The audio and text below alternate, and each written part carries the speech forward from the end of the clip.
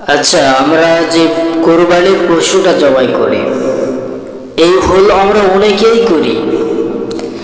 আমি গত বছর আমাদের কুরবানি দেওয়ার সময় এরকম এই ঘটনা ঘটছিল যে পশুটা যে জবাই করা হয়, এই পশুটা জবাই করার সময় এই যে ছুরিটা হওয়া লাগবে ধারালো। ঠিক আছে, এই ধারালো হয় না, এমন এক মরিচা পড়ছে, ওইটা নিয়ে জবাই করতে একেবারে যে জবাই করতেছে সেও কষ্ট পাইতেছে, যে পশুটা জবাই করতেছে পশুটাও কষ্ট পাইতেছে। তো আমরা কোরবানি দেওয়ার সময় মানে পশুটা জবাই করার সময় এইরকম এই বিষয়টা আমরা খেয়াল রাখবো বেশি।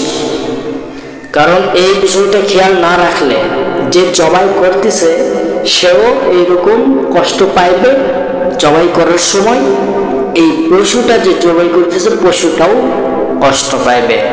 অর্থাৎ আমরা ঈদুল আজহার নামাজের পূর্ব মুহূর্তে, নামাজের আগে, আমরা নামাজ পড়তে যাওয়ার পূর্ব মুহূর্তে আমরা আমাদের বাড়িতে যেই অস্ত্রগুলি রয়েছে পশু জবাই করার, এই অস্ত্রগুলিতে আমরা ধার দিব।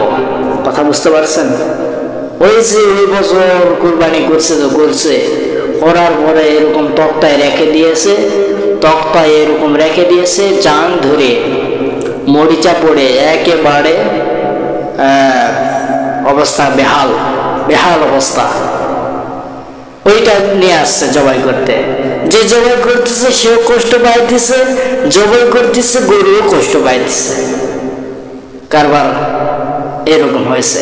এই জন্য আমি বলতে চাই, আপনারা যে কোরবানির পশুটা জবাই করবেন, এই অস্ত্রটা হতে হবে ধারালো।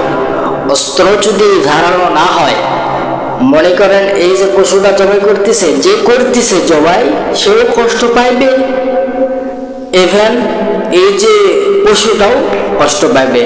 অর্থাৎ আমাদের কাজ হচ্ছে এই যে অস্ত্র, এই অস্ত্রটা ধার দেওয়া লাগবে, ধার দিয়ে ঈদগাহের নামাজে যাবেন।